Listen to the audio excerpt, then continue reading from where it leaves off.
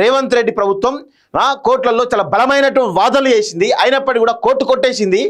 So మేము బీసీల champion, ఆ బీసీలకు మేము చిత్తశుద్ధితో ఉన్నామని చెప్పుకున్నటువంటి ఒక డ్రామా ఆడింది తప్ప బీసీలారా ఇప్పటికైనా కానీ తేరుకోండి, బీసీలారా ఇప్పటికైనా కానీ చైతన్యవంతం కండి.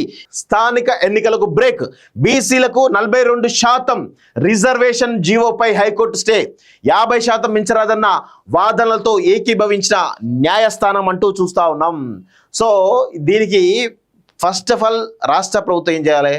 డెడికేటెడ్ కమిషన్ ఏర్పాటు చేసింది, ఒక 1 man కమిషన్ ఏర్పాటు చేసింది. 1 man కమిషన్ ఎందుకు? దానిలో చాలామంది ఎక్స్పర్ట్స్ పెట్టాల్సింది. ఎంపెరికల్ డేటాని ఏ విధంగా అనలైజ్ చేసిరు? ఇక్కడ ఉన్నటువంటి మీరు ఏదో జనాభా లెక్కలు చేసినట్టు ఓసీలు ఇంతమంది, లేకపోతే రెడ్లు ఇంతమంది, వెలమలు ఇంతమంది అని చెప్తున్నారు తప్ప బీసీలు ఇంతమంది పర్సెంటేజ్ చెప్తున్నారు తప్ప, అంటే కులాల వారికి చెప్తున్నారు. ఓసీలు ఎంతమంది, అదేవిధంగా బీసీలు ఎంతమంది, ఎస్సీలు ఎంతమంది, ఎస్టీలు ఎంతమంది, ముస్లిమ్స్ ఎంతమంది, మైనార్టీలు ఎంతమంది అని ఒక లెక్క ఇప్పే తప్ప బీసీలలో ఎన్ని కులాలు ఉన్నాయి, ఆ కులాలలో ఏ వర్గాల ఆ కులాలకు సంబంధించినటువంటి ఏ కులానికి ఎంత జనాభా ఉంది, ఏ కులం ఆర్థికంగా, సామాజికంగా, రాజకీయంగా ముందుందా వెనుకుందా, ఇవేమైనా చెప్పిరా? చెప్పలేదు.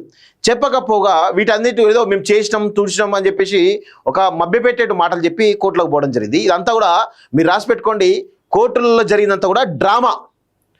ఇదొక డ్రామా. అంటే ఈ కాంగ్రెస్ పార్టీ ఏంది అనేది చాలా స్పష్టంగా గుర్తుపెట్టుకోండి. ఈరోజు వాళ్ళు అసలు అలాంటి ప్రయత్నం చేయొద్దు, చేసినప్పుడు పకడ్బందీగా చేయాలి. రేపు భవిష్యత్తులో ఇంకెవరు చేయకుండా ఉండడానికి, బీసీలను శాశ్వతంగా మోసం చేయడానికి మాత్రమే ఇది ఉన్నట్టుగా మనం గమనించాలి. బీసీలను శాశ్వతంగా మోసం చేయడానికి ఈ యొక్క జడ్జిమెంట్ ఉన్నట్టుగా మనం అయితే భావించాల్సిన అవసరం అయితే ఉంటుంది. ఎందుకు అంటే ఇప్పుడు రేవంత్ రెడ్డి కానీ, కేసీఆర్ కానీ వీళ్ళందరూ గుర్తుపెట్టుకోండి, వీళ్ళెవరికి కూడా బీసీల పైన ప్రేమ ఉండదు. సో ఇప్పుడు న్యాయస్థానాలు కూడా ఇందులో వీళ్ళల్లో పార్టే, న్యాయస్థానం, బ్యూరోక్రసీ వీళ్ళందరూ కూడా కలిసే చేసారు బీసీలని. సో ఎట్లనో నేను చాలా క్లియర్గా చెప్పే ప్రయత్నం చేస్తా. ఇప్పుడు గత నెల 28, 27 తారీఖు కోర్టులో వాదనలు జరిగినాయి. ఓకే, హైకోర్టులో ఏది లంచ్ మోషన్ పిటిషన్ వేయడం జరిగింది, ఎవరు? మాధవ్ రెడ్డి అనేటువంటి వ్యక్తి. సో దాన్ని ఆ రోజు వాదనలు విన్నటువంటి కోర్టు 8వ తారీఖు పోస్ట్పోన్ చేయడం జరిగింది. సో మీరు ఎన్నికలు కంటిన్యూ చేసుకోని చెప్పేసి చూచాయి చెప్పేసింది. సో రాష్ట్ర ప్రభుత్వం ఏం చేయాలి? కనీసం 8వ తారీఖు వరకైనా ఆగాలి కదా. లేదు, ఆ రోజు సాయంత్రమో నెక్స్ట్ డేనో షెడ్యూల్ విడుదల చేయడం జరిగింది. ఎప్పటి నుంచి? 9th రోజు నుంచి, అంటే 8th రోజు జడ్జిమెంట్ పాజిటివ్ వస్తుందేమో అనే ఉద్దేశంతో, లేకపోతే ఇంకేదో తెలియదు. కానీ మొత్తానికైతే ఇక్కడ 29th రోజు రిలీజ్ చేయడం జరిగింది. జస్ట్ డేట్స్ చిన్న కరెక్షన్ ఉంటే క్షమించాలి. సో కాకపోతే ఇదే కంటెంట్ మాత్రం ఇదే. సో ఇక్కడ ఏం జరుగుతూ ఉంది? సో నెక్స్ట్ డేనే కోర్టులో పిటిషన్ నెక్స్ట్ డేనే షెడ్యూల్ విడుదల చేయడం జరిగింది.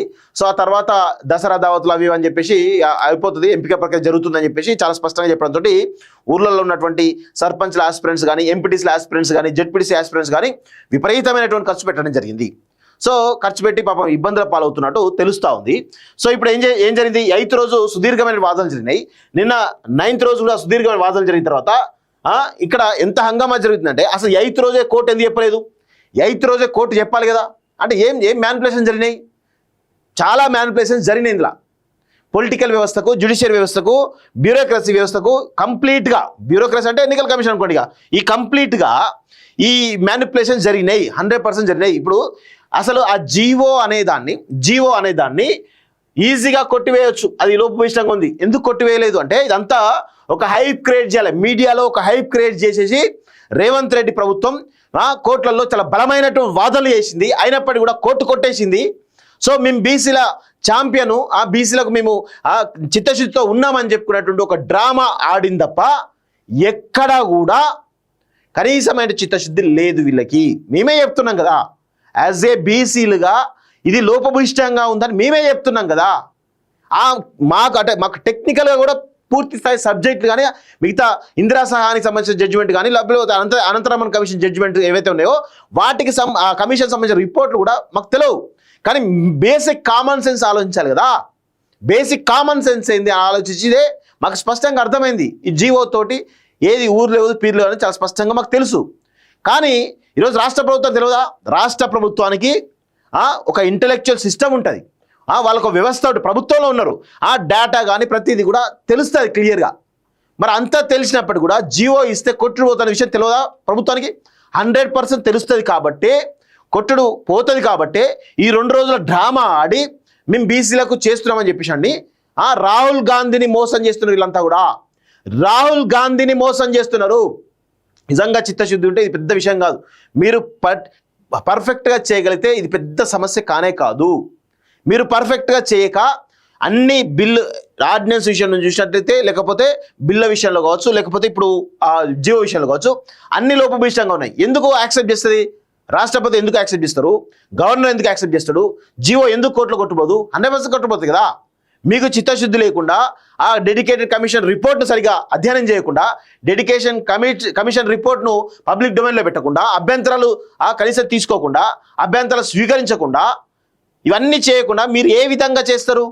ఇదంతా కూడా గమనించాల్సిన అవసరం అయితే ఉంది.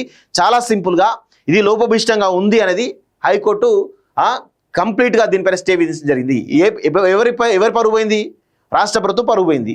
సో ఇందులో కేవలం రాష్ట్ర ప్రభుత్వం కాదు, ఈ యొక్క అంశానికి దోషులుగా కాంగ్రెస్, బీఆర్ఎస్, బీజేపీ 3 కూడా బాధ్యత తీసుకోవాల్సిన అవసరం అయితే ఉంటుంది. 3 కూడా వాళ్ళు చేస్తున్నటువంటి బీసీల పైన వాళ్ళు చేస్తున్నటువంటి మోసాన్ని గ్రహించాల్సినటువంటి అవసరం అయితే ఉంటుంది. 100% గ్రహించాలి. ఈ బీసీ ద్రోహుల పార్టీగా మనందరం కూడా డిక్లేర్ చేయాల్సిన అవసరం ఉంటుంది.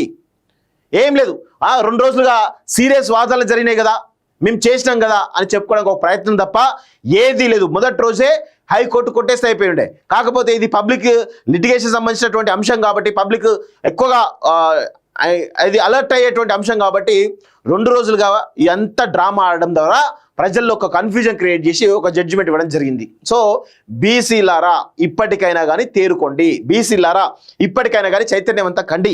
ఈ అగ్రవర్ణ పార్టీలు చేస్తున్నటువంటి కుట్రలు ఏవైతే ఉన్నాయో వీటిని గ్రహించకపోతే ఇక మీకు ఎప్పటికి కూడా మీరు రాజ్యాధికారం వైపు చూడలేరు. 100% వాస్తవం ఇది. మీరు రాజ్యాధికారం వైపు చూడాలి అంటే ఈ యొక్క అగ్రవర్ణ పార్టీల యొక్క మనస్తత్వం, అగ్రవర్ణ నాయకుల యొక్క పొలిటికల్ స్ట్రాటజీని అర్థం చేసుకోవాల్సిన అవసరం అయితే ఉంటుంది. 100% వాస్తవం ఇది. సో నిలిచిపోయిన స్థానిక సంస్థల ఎన్నికల ప్రక్రియ, సర్కారుకు నోటీసులు, కౌంటర్కు 4 వారాల గడువు, పిటిషన్ల సమాధానానికి మరో 2 వారాలు, 6 వారాల పాటు విచారణ వాయిదా, బీసీల ఇంప్లీడ్ పిటిషన్లు విచారణకు స్వీకరణ, రాష్ట్రపతి వద్ద 3 నెలలుగా 42% రిజర్వేషన్ బిల్లు. ఇటీవల సుప్రీం తీర్పు నేపథ్యంలో అవి చట్టాలైనట్లేనా? అవి చట్టాలైనట్లే. నోటిఫికేషన్ వచ్చాక కోర్టులు జోక్యం చేసుకోవు. 50% పరిమితి రాజకీయ రిజర్వేషన్లకు వర్తించదు. ప్రభుత్వం తరపున అడ్వకేట్ జనరల్ సుదీర్ఘ వాదన. అలా మొదలైన అంశాలు ఇలా బ్రేక్ చేసిన హైకోర్టు అంటూ చూస్తున్నాం.